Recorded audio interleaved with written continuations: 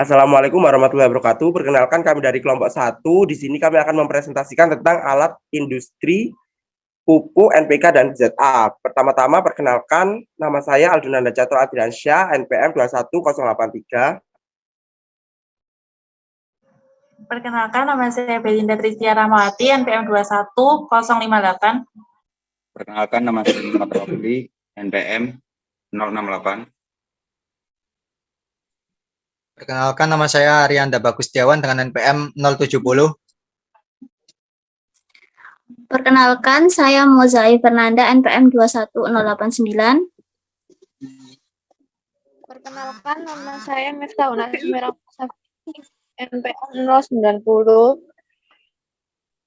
Perkenalkan, nama saya Danila Lorencia dengan NPM 094. Perkenalkan, nama saya Aurel Paviolo dengan NPM 109.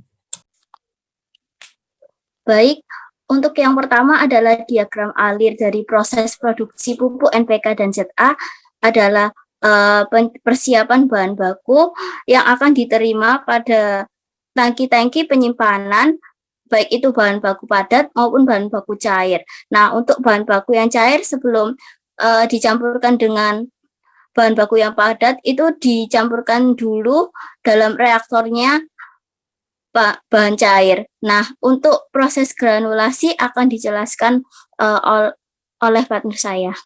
Nah, baik, selanjutnya adalah proses granulasi. Granulasi sendiri merupakan proses untuk memperbesar ukuran suatu massa dari partikel-partikel yang berukuran lebih kecil. Proses ini diperlukan agar pupuk yang dihasilkan memiliki butiran seragam sehingga mempermudah penggunaan oleh konsumen dan memiliki kekerasan yang cukup pada saat penyimpanan. Sehingga tidak mudah menggumpal karena sifat pupuk yang hidroskopis. Pada proses granulasi terjadi reaksi kimia dan fisis antara berbagai bahan baku.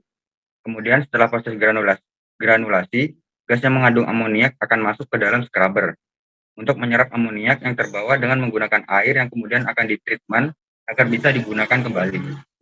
Untuk selanjutnya akan dijelaskan oleh partner saya. Baik, selanjutnya adalah neutralizer. Bahan baku cair berupa H2SO4, H3PO4, NH3 yang berasal dari tangki penampung dialirkan dengan pompa ke dalam neutralizer tank. Pada tangki ini, asam sulfat dan asam fosfat dinetralisasi dengan amoniak atau NH3. Proses netralisasi ini berlangsung pada kondisi operasi 110 derajat Celcius dengan 2,5 atm. Reaksi yang terjadi pada ini membentuk amonium sulfat, monoamfosfat, dan amonium fosfat. Selanjutnya dilanjutkan menurut saya. Oke, selanjutnya ada proses pengeringan produk. Jadi produk yang keluar dari granulator selanjutnya masuk ke dalam dryer untuk menurunkan kadar airnya hingga maksimal 1,5%. Dryer berbentuk rotary drum. Pengeringan pada dryer menggunakan udara panas suhu 100 sampai 120 derajat Celcius yang disuplai oleh fan hasil dari pembakaran di dalam furnace. Produk keluaran bersuhu 105 derajat Celcius. Untuk selanjutnya akan dilanjutkan rekan saya. Baik, untuk selanjutnya adalah screening atau pengayakan. Produk kering dari rotary dryer akan dikirim ke screen melalui bucket elevator untuk dipisahkan menjadi 3 jenis, yaitu on-size, undersize, dan oversize. Produk oversize tertahan di screen secara gravitasi masuk ke crusher terlebih dahulu dan sebelum masuk ke dalam belt conveyor, bersama dengan produk underset yang jatuh dari sisi bawah screen untuk di-recycle lagi ke granulator.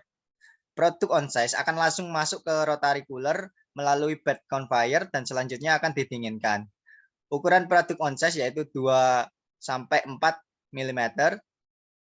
Untuk ukuran screen pertama adalah 2 mm dan ukuran screen kedua adalah 4 mm. Bahan screener adalah stainless steel wire mesh. Untuk selanjutnya akan dilanjutkan oleh rekan saya. Baik, untuk yang selanjutnya ada proses pendinginan. Nah, proses cooling atau pendinginan ini adalah proses pendinginan butiran pupuk yang telah melalui proses pengeringan sebelumnya.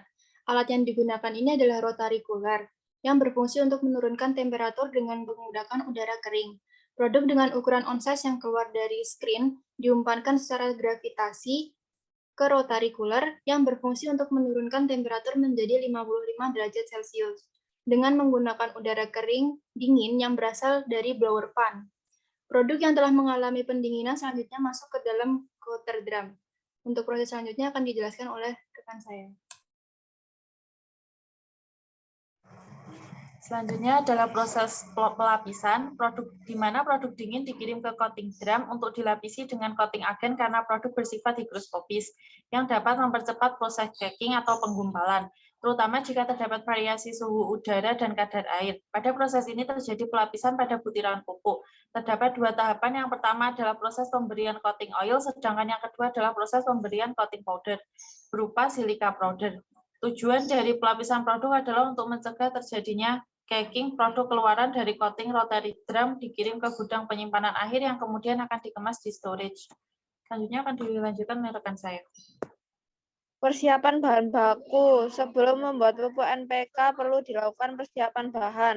Bahan-bahan baku utama yang dibutuhkan dalam pembuatan pupuk ini adalah urea, amonia, asam sulfat, asam fosfat, amonium sulfat, dan KCl. Pada proses pembuatan pupuk NPK, biasanya terdapat bahan-bahan tambahan seperti coating oil dan coating powder untuk melapisi produk di coating drum sehingga produk akan lebih awet.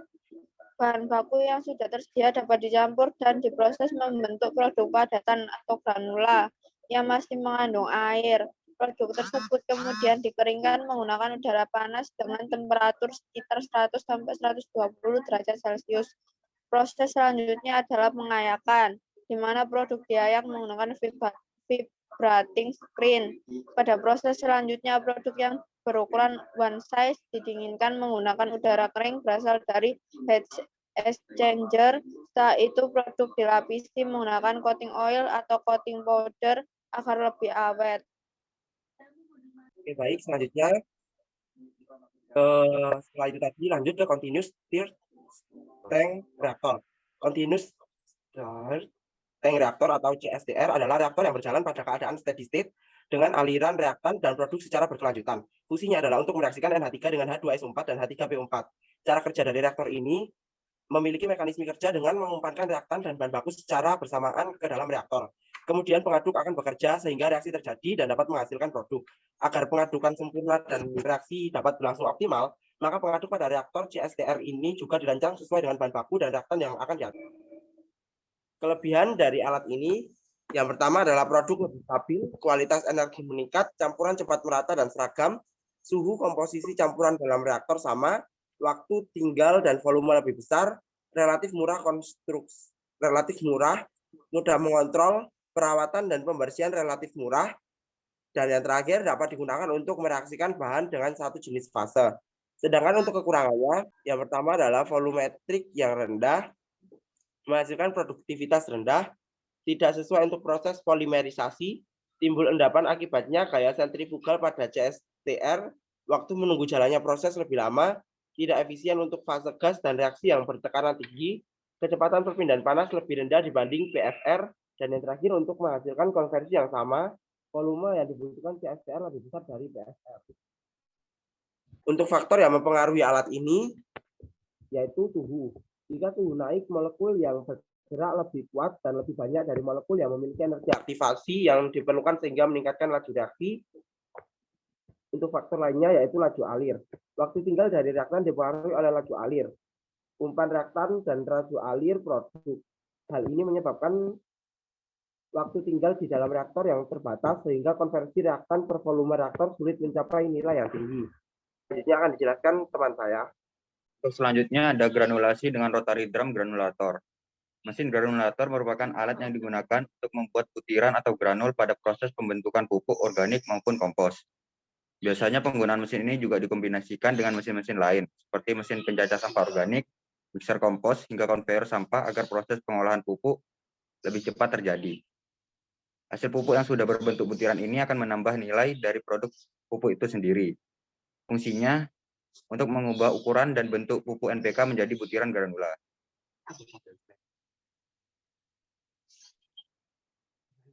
Prinsip kerjanya yakni bahan baku yang akan digranulasi dapat berupa uap, gas, amonia, asam fosfat, larutan amonia, bubur amonia fosfat, dan bubur superfosfat rangkap 3. Setelah partikel pupuk padat tersebut masuk ke dalam rotary drum, maka akan melakukan gerakan bolak-balik dengan fungsi gravitasi, gaya sentrifugal, dan gaya gesek antar pupuk. Dengan gerakan memutar drum, bahan yang dihasilkan menyembur ke permukaan inti granulasi. Kemudian lapisan pelapis menjadi lebih tebal dan lebih tebal sampai bahan yang dihasilkan granulasi dari lubang pembuangan. Kemudian untuk faktor yang mempengaruhi, yang pertama pada mesin granulator harus diperhatikan dinding-dindingnya. Kemudian yang kedua, pada operator atau orang yang mengoperasikan mesin granulator, haruslah orang yang berpengalaman dan juga mempunyai tingkat ketelitian yang tinggi. Kelebihan, yang pertama, rasio granulasi mesin hingga 70%. Kemudian yang kedua, badan silinder mengadopsi struktur lapisan plat karet yang menyulitkan bahan baku untuk menggumpal. Kemudian yang ketiga, dapat menghilangkan bekas luka dan mengupas bur secara otomatis. Kemudian yang keempat, ini memiliki kelebihan dari butiran intensitas tinggi, kualitas tinggi, dan tahan korosi. Kemudian untuk kekurangannya, yang pertama, volumetrik yang rendah menghasilkan produktivitas rendah. Yang kedua, tidak sesuai untuk proses polimerisasi. Yang ketiga, timbul endapan akibatnya gaya sentrifugal pada CSTR. Yang keempat, waktu menunggu jalannya proses lebih lama. Yang kelima, tidak efisien untuk fase gas dan reaksi yang bertekanan tinggi. Yang keenam, kecepatan perpindahan panas lebih rendah dibanding PFR. Yang ketujuh, untuk menghasilkan konversi yang sama, volume yang dibutuhkan CSTR lebih besar dari PFR.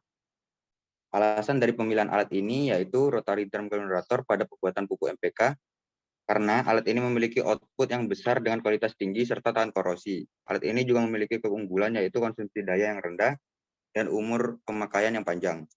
Biaya perawatan dari alat ini juga relatif rendah. Yang selanjutnya yaitu Venturi Scrubber.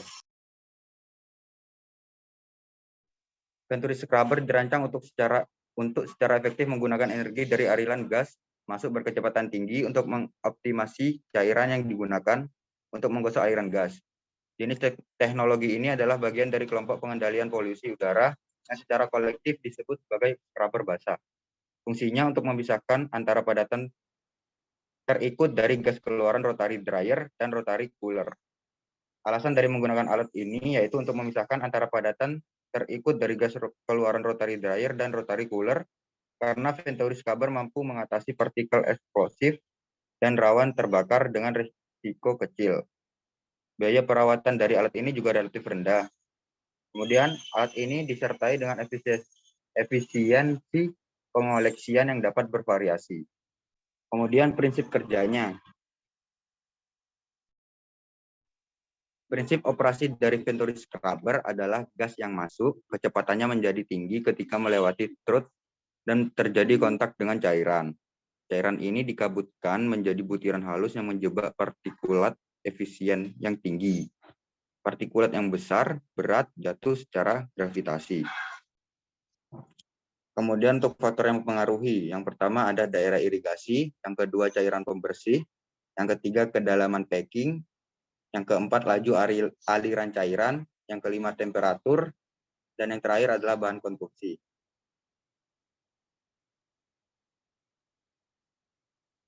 Kemudian untuk kelebihan dan kekurangannya. Kelebihannya mampu meminimalisir resiko ledakan atau kebakaran.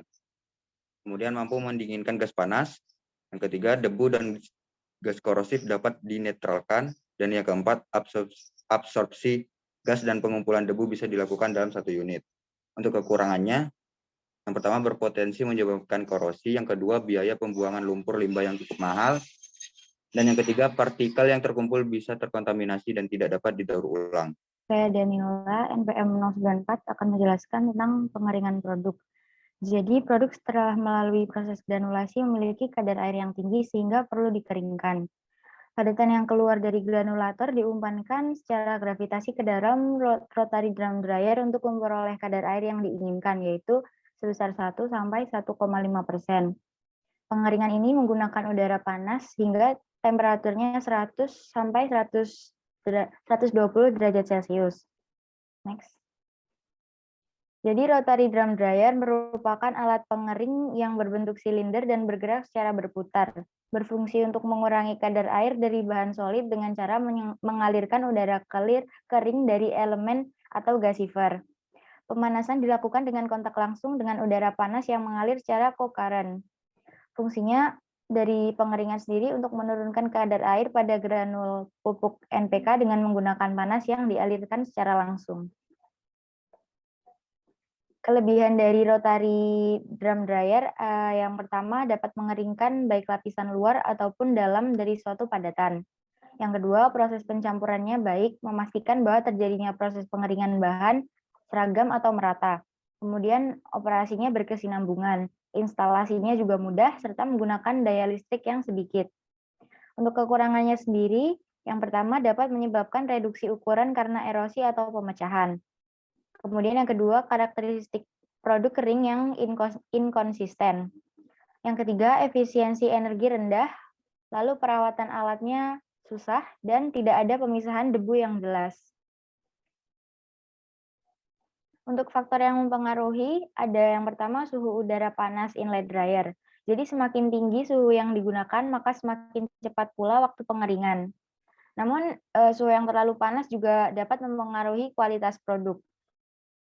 Yang kedua, kelembapan relatif udara. Semakin tinggi kelembapan pada udara, maka waktu yang digunakan akan semakin lama. Yang ketiga ada laju alir fluida. Semakin besar fluida, maka semakin cepat pula waktu pengeringan yang dibutuhkan. Karena pemindahan massa uap air dari bagian bahan ke permukaan lebih cepat. Lalu yang keempat ada kadar air padatan inlet dryer. Semakin besar kandungan kadar air, maka semakin lama pula waktu pengeringan yang dibutuhkan. Untuk alasan pemilihan alatnya sendiri, jadi apabila melalui proses granulasi, produk itu masih basah, nanti akan menyebabkan penyumbatan di proses screening unit, yang akan mengurangi efisiensi alat yang digunakan. Pupuk juga harus disesuaikan spesifikasinya yang telah ditetapkan oleh perusahaan, yaitu spesifikasi kadar air produk. Nah, pengering rotary drum dryer ini biasa digunakan untuk mengeringkan bahan yang berbentuk bubuk, granula, gumpalan partikel padat dalam ukuran besar. Rotary drum dryer dipilih untuk proses pengeringan pupuk NPK karena dapat mengeringkan baik lapisan luar ataupun dalam dari granul pupuk NPK. Proses pengeringan bahannya merata, kemudian menghasilkan efisiensi panas yang tinggi dan berkesinambungan operasi. Selanjutnya akan dijelaskan rekan saya. Baik, yang selanjutnya yaitu pendinginan produk dengan rotary drum cooler. Nah, rotary drum cooler ini merupakan drum sederhana yang berputar, mengangkat klinker, kemudian menjatuhkannya pada arus udara yang masuk, sehingga mengakibatkan perpindahan panas. Untuk fungsinya yaitu untuk menurunkan suhu granul pupuk NPK dengan udara dingin secara kontinu dengan menggunakan aliran kokaren. Next.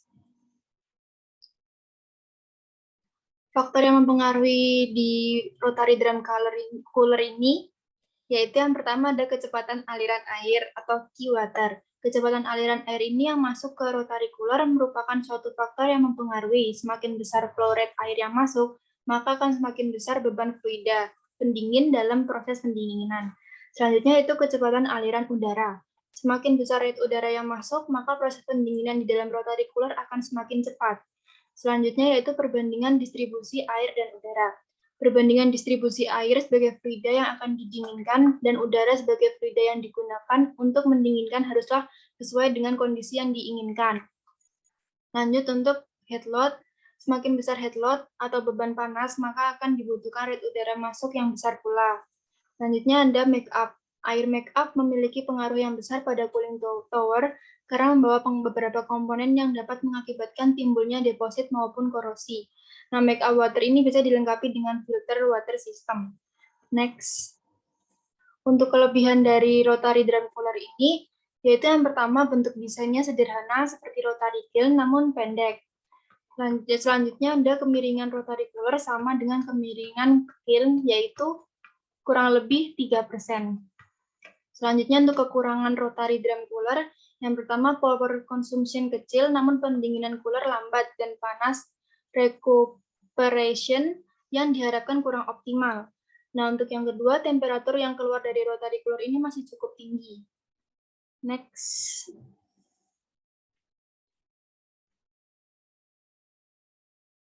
Nah, alasan pemilihan alat setelah proses pengeringan di dalam rotary dryer tadi, pupuk masih memiliki suhu tinggi, sehingga harus didinginkan untuk mencegah terjadinya penggumpalan pupuk.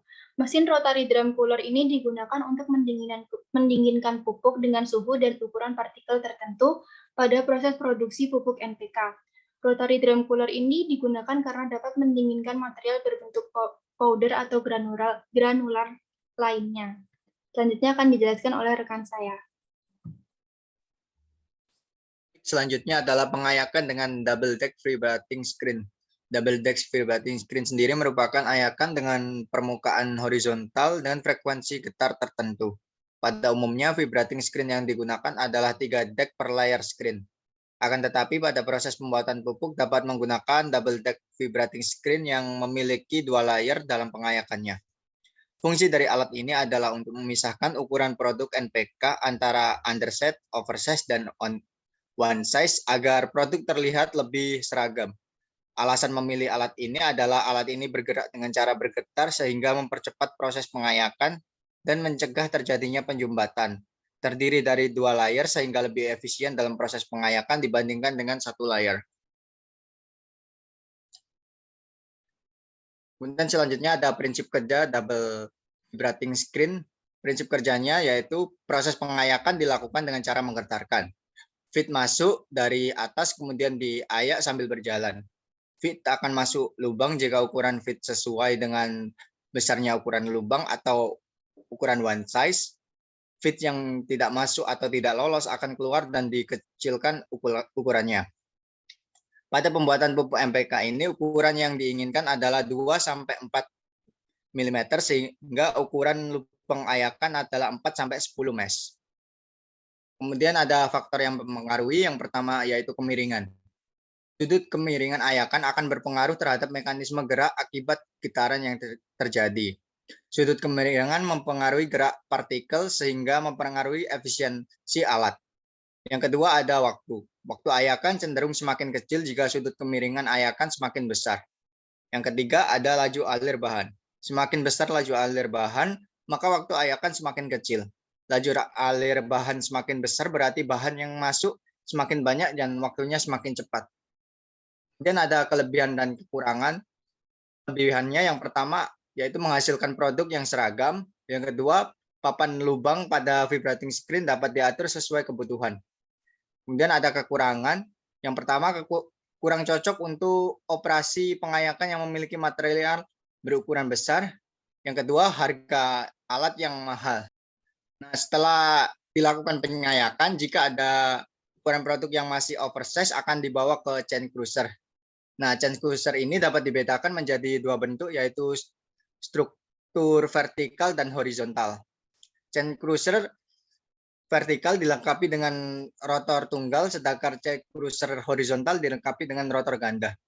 Prinsip kerjanya adalah bahan dimasukkan ke dalam mesin dan dihancurkan oleh rantai yang terus-menerus saling berbenturan dengan bahan sehingga ukuran bahan semakin mengecil. Fungsinya adalah untuk menghancurkan atau mengecilkan ukuran produk pupuk NPK yang oversize. Alasan memilih alat ini adalah material dapat dikecilkan dengan ukuran yang hampir seragam. Kemudian untuk faktor yang mempengaruhi yaitu kerja alat dari chain cruiser yaitu ukuran partikelnya. Jika ukuran partikel terlalu besar maka akan efisiensi kerjanya akan berkurang dan bahkan alat ini tidak dapat digunakan. Benturan yang terlalu keras dapat menyebabkan ukuran produk lebih kecil dari yang diharapkan sehingga untuk kecepatan pemutarannya tidak terlalu lambat ataupun cepat. Kemudian ada kelebihannya, yang pertama ketahanan goncang yang kuat, kedua pengumpanan cepat, kinerja yang stabil, yang ketiga pengoperasiannya sederhana. Untuk kekurangannya yaitu tidak cocok untuk bahan yang berupa gumpalan besar atau memiliki ukuran besar. Selanjutnya akan dilanjutkan oleh rekan saya. Perkenalkan, nama saya Belinda, NPM 21058, izin melanjutkan terhadap proses pelapisan produk, yaitu yang pertama menggunakan alat bed conveyor. Bed conveyor atau ban berjalan adalah alat transportasi yang paling efisien dalam pengoperasiannya jika dibanding dengan alat berat atau truk untuk jarak jauh. Karena dapat mentransfer material lebih dari 2 km tergantung desain belt itu sendiri. Material yang ditransfer dapat berupa powder, granular, atau lam dengan kapasitas lebih dari 2.000 ton per jam. Hal ini berkembang seiring dengan kemajuan desain belt itu sendiri.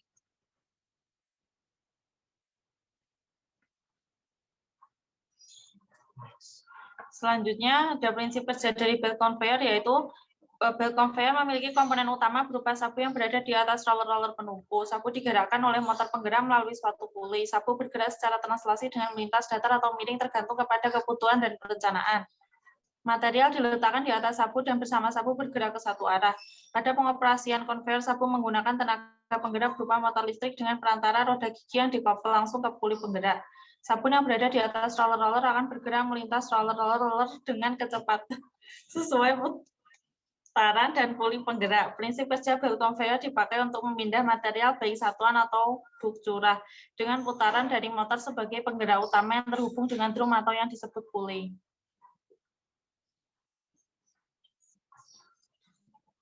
Untuk kelebihan dan kekurangannya sendiri, yang pertama ada kelebihan, yaitu mampu membawa beban berkapasitas besar, kecepatan sabu dapat diatur, dapat beroperasi secara mendatar maupun miring, memerlukan daya yang lebih kecil sehingga menekan biaya operasi, tidak mengganggu lingkungan karena tingkat kebisingan dan polusi yang rendah, lebih ringan daripada konveyor rantai maupun bukit konveyor, aliran pengangkutan berlangsung secara terus-menerus atau kontinu dan membutuhkan sedikit ruang, menurunkan tingkat kecelakaan saat pekerja memindahkan material.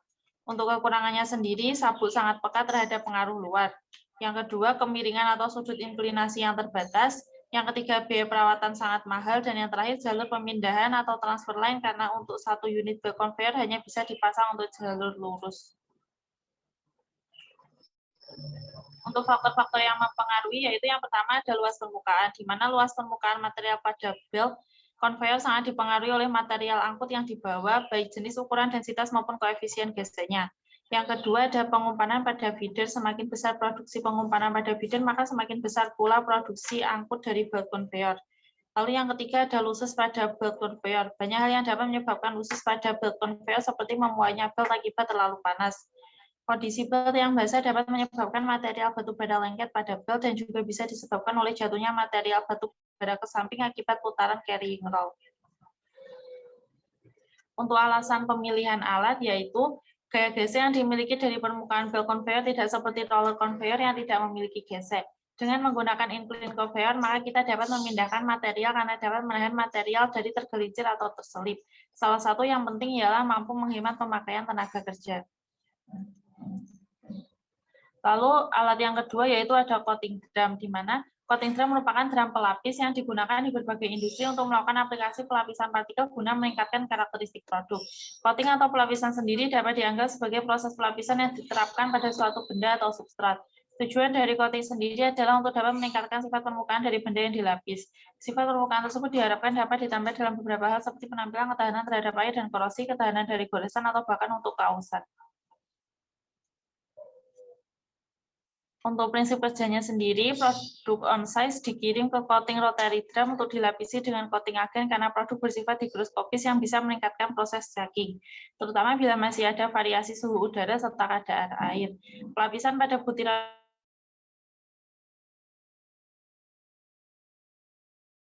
pupuk menggunakan coating powder berupa silicone coating oil berupa es cover berasal dari coating oil tank. Dan yang dimasukkan menggunakan coating oil pump. Produk keluaran coater drum dengan temperatur 35,523 derajat Celcius kemudian dikirim ke gudang penyimpanan akhir menggunakan belt conveyor untuk pengepakan produk. Untuk kelebihannya sendiri, dapat bekerja dengan konstruksi tugas berat. Yang kedua, dapat beroperasi terus-menerus. Yang ketiga, desain khusus. Yang keempat, dapat menampung berbagai jenis lapisan termasuk cairan, bubuk, bubur, dan lelehan. Yang kelima, dirancang untuk membuat lapisan partikel yang seragam. Untuk faktor-faktor yang mempengaruhi, yaitu yang pertama ada jenis lokasi dan sudut nozzle semprot. Yang kedua, ada bahan dan suhu lapisan. Yang ketiga, kecepatan dan kemiringan drum. Yang keempat, waktu retensi. Dan yang kelima, laju umpan bahan dan lapisan. Untuk alasan pemilihan alat sendiri, di mana sekitar 70% pupuk urea yang digunakan dapat hilang ke lingkungan. Kehilangan ini disebabkan oleh pencucian, dekomposisi, dan penguapan amonium di tanah, air, dan udara. Melalui pelapisan, teknologi slow release dapat digunakan untuk mengurangi susut dan meningkatkan efisiensi pemupukan. Selain itu, drum pelapis sangat fleksibel dan dapat digunakan untuk mengaplikasikan sebagian besar jenis pelapis pada partikel, baik untuk menghilangkan debu, anti-caking, atau yang lainnya. Selanjutnya akan dilanjutkan oleh rekan saya.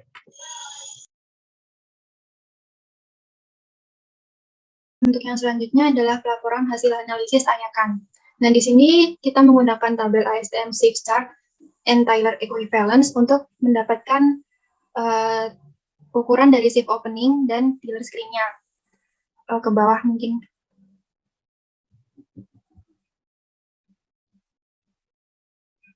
Nah, yang pertama itu tadi kita menggunakan vibrating screen dengan mengira-ngira ukuran 4 mesh sampai 10 mesh. Yang pertama kita mencari hubungan rata-rata ukuran partikel dengan fraksi masanya. Untuk analisisnya, yang pertama adalah mesh-nya, ini lolos 4 mesh dan tertahan 5 mesh. Begitu juga yang ke bawah hingga 10 mesh. Untuk average size-nya atau dalam satuan mikron, average size ini didapatkan dari tabel, di mana tabel aperture in-nya di mesh 4 ditambah dengan aperture mm-nya di mesh 5, kemudian dibagi 2 atau rata-rata dari mesh 4 dan mesh 5. Terus didapatkan rata-rata ukuran dalam satuan mikron yaitu 4.375 dan persen fraksi massa 24,67. Begitu juga untuk yang ke bawah, sama halnya yang seperti di atas, didapatkan average size pada mesh 5 dan 6 ini sebesar 3.675. Dan didapatkan jumlah average size itu sebesar 17.735. Untuk persen fraksi massa ini dihitung dengan cara average size yang berada di mesh 4 dan mesh 5 ini dibagi dengan jumlah dari average size seluruhnya, data seluruhnya. Kemudian dikalikan dengan 100. Dan didapatkan persen fraksi massa sebesar 24,67, 20,72, 17,34, 14,55, 12,29, 10,43, yang dimana kalau semua ini dijumlah, hasilnya yaitu sama dengan 100. Jadi persen fraksi massa ini pasti hasilnya dijumlah pasti akan menghasilkan 100. Untuk bawahnya dibikin grafik data, yaitu di mana sumbu X-nya ini yaitu rata-rata ukuran partikel dalam satuan mikron, dan sumbu Y-nya yaitu fraksi massa dalam satuan persen. Dari grafik ini didapat bahwa hubungan rata-rata ukuran partikel dengan fraksi massa ini berbanding lurus, di mana semakin besar rata-rata ukuran partikelnya, maka fraksi massa yang didapat juga semakin besar, begitu juga sebaliknya. Untuk yang ke bawah, yang di bawahnya itu hasil analisis dalam bentuk distribusi kumulatif oversize beserta kurva distribusinya. Jadi di sini kita tadi kan menggunakan 4 mesh sampai 10 mesh di screen-nya. Di mesh 4 ini aperture size-nya di tabel itu sebesar 4,75. Untuk mesh 5 sebesar 4, mesh 6 sebesar 3,350, 7 mesh sebesar 2,8, 8 mesh sebesar 2,36, 9 mesh sebesar 2, dan 10 mesh sebesar 1,7. Terus setelah itu, kita logkan aperture size-nya ini, di mana didapat hasil 0,6767, 0,6021, 0,5250, 0,4472, 0,3729, 0,3010, dan 0,2304. Untuk kumulatif oversize ini, jadi di kumulatif oversize ini di awal-awal masih 0, karena masih belum ada yang tertahan. Terus yang di bawahnya ini 24,67 itu didapat dari fraksi massa yang tadi di atas, mungkin bisa ke atas. Nah, dari di 24,67 ini. Nanti bawahnya itu kumulatif oversize-nya itu dijumlahkan. Jadi 24,67 tadi dijumlahkan dengan di bawah yang data bawahnya, terus menghasilkan 45,39. Begitu juga yang di bawahnya lagi itu dijumlahkan lagi dengan data yang ada di bawahnya lagi. Sampai hasilnya yaitu pada ukuran 10 mesh ini, kumulatif oversize-nya sebesar 100. Bawah. Nah, didapat kurva distribusinya ini dengan sumbu X-nya yaitu log size-nya atau log aperture-nya tadi, terus sumbu Y-nya yaitu kumulatif oversize-nya. Di sini didapat kurva distribusinya ini berbanding terbalik, jadi semakin besar dari log size-nya, itu maka semakin kecil kumulatif oversize-nya. Begitu juga sebaliknya. Bawah. Nah, di sini ada analisis untuk mendapatkan berat bahan tertahan dan berat bahan lolos. Di sini kita menggunakan diameter ayakan diasumsikan yaitu sebesar 2,56, 2, 1,945, 1,346, 1, 0,9, dan 0,81, dan yang terakhir udah di wadahnya. Selanjutnya di sampel berat bahan tertahan ini diasumsikan sebesar 37,86 gram. Terus yang di diameter ayakan 2 sebesar 45,23, diayakan selanjutnya ada 32,33, 7,46, 5,27, 4,33, 3,24, dan yang terakhir di wadah ini berat bahan yang tertahan ada 2,56. Dengan total semuanya ini berjumlah 138,28. Untuk fraksi bahan tertahan ini didapatkan dari berat bahan tertahan di diameter ayakan tersebut, terus dibagi dengan totalnya, yaitu 138,28. Jadi 37,86 dibagi dengan 138,28. Didapatkan fraksi bahan tertahan sebesar 0,274.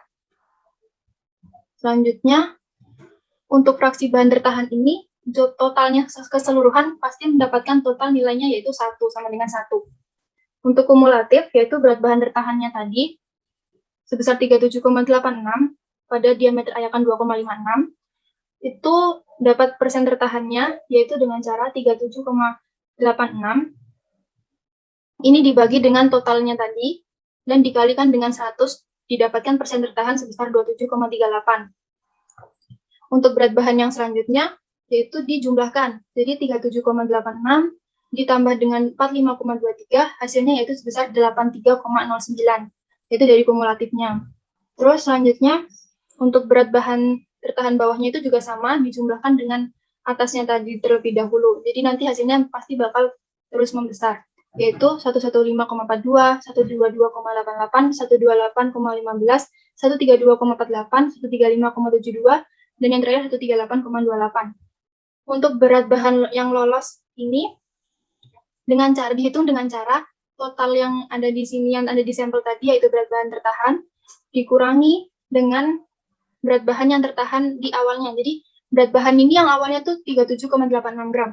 Nah, berarti untuk berat bahan yang lolos itu totalnya yaitu 138,28 dikurangi dengan 37,86, mendapatkan hasil sebesar 100,42. Dan cara mencari persen lolosnya yaitu dengan cara 100,42 ini dibagi dengan totalnya lagi, dibagi dengan total yaitu 138,28, dikalikan dengan 100, dan mendapatkan hasil 72,62. Begitu juga sampai ke bawah, di mana nanti yang di bawah itu sudah tidak ada lagi persen yang lolos. Jadi persen yang lolos itu sudah 0, karena sudah di wadah dan tidak bahannya itu udah nggak lolos lagi di screening. Terus untuk persen tertahan di berat bahan yang tertahan itu tuh pasti mendapatkan persen 100. Berarti semuanya udah ada di wadah tersebut. Makanya persennya itu udah 100% ada di wadah. Seperti itu. Terus bawahnya. Nah, ini untuk rumusnya, ada fraksi bahan tertahan yaitu dengan cara tadi, massa yang ada dibagi dengan massa total. Untuk berat bahan tertahan kumulatif, massanya tadi. Terus berat bahan tertahan kumulatif J itu massa ditambah dengan massa yang bawahnya, massa yang atasnya. Terus berat bahan yang lolos itu massa total dikurangi berat bahan yang tertahan di kumulatif tadi itu. Untuk grafik penentuan diameter partikel mungkin bisa ke bawah. Nah, ini diambil dari diameter ayakannya sama fraksi bahan yang tertahannya tadi untuk menentukan grafik diameter partikelnya. Mungkin bisa ke bawah. Nah, di sini didapatkan grafik diameternya, yaitu ukuran diameter yang didapat yang tertinggi itu di titik 2,000. Untuk titik yang terakhir ini sebesar 2,56. Jadi bisa diasumsikan bahwa ukuran partikel itu nanti yang tertahan sebesar 2 mm, dan ukuran partikelnya itu lebih kecil dari 2,56, tetapi lebih besar dari 2 mm. Jadi ada di tengah-tengah antara 2 sampai 2,56 mm ini untuk ukuran partikel yang tertahan nanti. Seperti itu pelaporan hasil analisis ayakannya. Mungkin untuk pelaporan hasil analisis belt conveyor bisa dijelaskan oleh teman saya. Untuk selanjutnya adalah analisis dari belt conveyor. Next. Dapat diketahui bahwa bulk density dari pupuk sendiri sebesar 50 lb per feet kuadrat. Nah, panjang dari belt conveyor-nya sudah diketahui bahwa panjangnya itu 24 inch. Untuk kapasitasnya, kapasitas rata-ratanya adalah 351,84 ton per jam. Itu bukan kapasitas maksimal, karena jika pakai kapasitas maksimal, lama-lama alat tersebut akan rusak. Nah, untuk kapasitas ini cukup besar sehingga memakai truck bed dengan kemiringan 10 derajat. untuk nilai dari tabel 10 derajat itu sebesar 114,9. Untuk nilai kecepatannya dihitung dengan kapasitas dibagi nilai dari tabel dikalikan 100 feet per menit, sehingga 351,84 dibagi dengan 114,9 dikali 100 feet per menit, hasilnya kecepatannya sebesar 306,21 feet per menit. Untuk panjang lintasannya sebesar 100 meter, jika dikonversikan menjadi feet, hasilnya adalah 328,08 feet. Untuk panjang conveyor, rumusnya dari panjang lintasan dibagi dengan kos kemiringan. Nah, tadi kan panjang lintasannya sebesar 328,08 feet dibagi dengan kos kemiringannya yaitu 10 derajat diperoleh hasil 333,1412 feet. Next. Untuk ketinggian dari konveyernya sendiri dihitung dengan rumus panjang dari konveyor, panjang lintasan yang sudah dikonversikan dikali dengan tan 10 derajat sehingga diperoleh hasil 57,84 feet.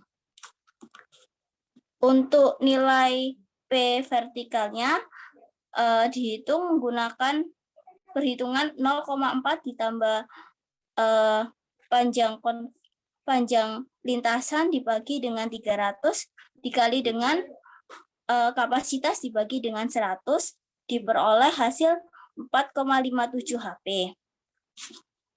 Untuk P vertikalnya dihitung menggunakan 0,01 dikalikan ketinggian konveyor dikalikan dengan kapasitas diperoleh hasil 17,71 HP.